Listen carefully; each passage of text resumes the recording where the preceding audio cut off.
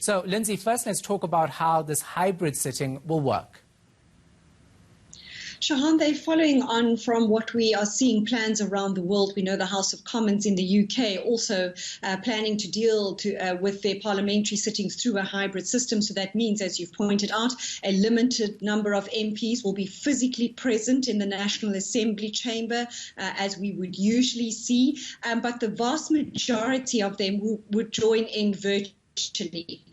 It was decided today at a meeting of Parliament's Programme Committee, which has been discussing how it might conduct one of these hybrid sittings for the past 2 weeks. And today decided that they would use the Zoom platform for members who are scattered around the country to join in, to ask their questions, to ask supplementary questions, and really to participate in the business of the House as if they were physically present in the chamber. We know that this very committee fell foul of Zoom just 2 weeks ago when somebody put pornographic images on the screen and hurled abuse at the speaker. But today she had to concede that this was going to be the platform that would be used, and this purely to allow for the number of MPs who would have to participate.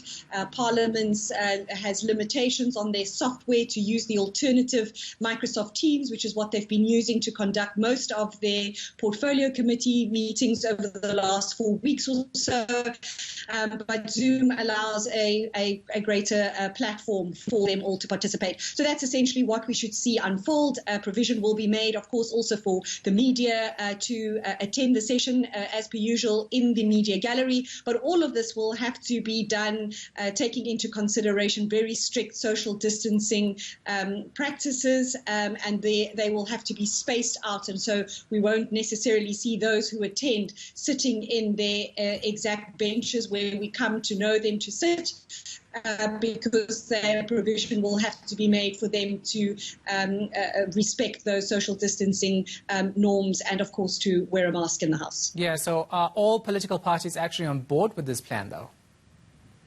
Well, as I said, the plan was mooted about 2 weeks ago, and right from the very onset, the EFF, not quite in agreement with the plan, said they weren't going to subject their MPs to having to come physically to Parliament. The ANC and the Freedom Front Plus suggesting that perhaps around 50 MPs should appear in the House. The DA seemed to think a greater number, some 100 MPs was their suggestion today, while the IFP was saying there shouldn't be a fixation on numbers. The reality is many MPs Cape Town is not their home. The EFF, for example, saying they only have 3 of its members here in Cape Town, all with underlying health conditions, so they weren't prepared to send their MPs into the House. The Freedom Front Plus said there had to be some type of measure of goodwill. As we know, people are outraged that their children are expected to attend school, and some saying, well, let's first see parliamentarians return to Parliament. And so the Freedom Front Plus' Corne Mulder suggesting that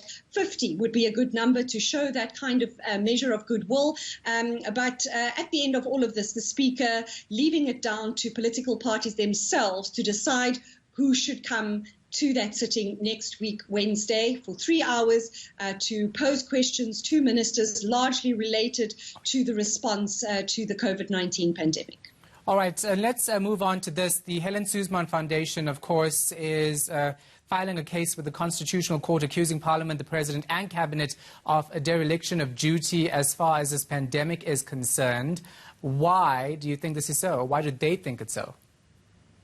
So they've cited the Speaker, Thandi Modise, as their first respondent, and as you point out, also the Parliament and Cabinet, the President and Cabinet. And the reason for this is they feel that Parliament is shirking its duties by not introducing any legislation that would govern this state of disaster.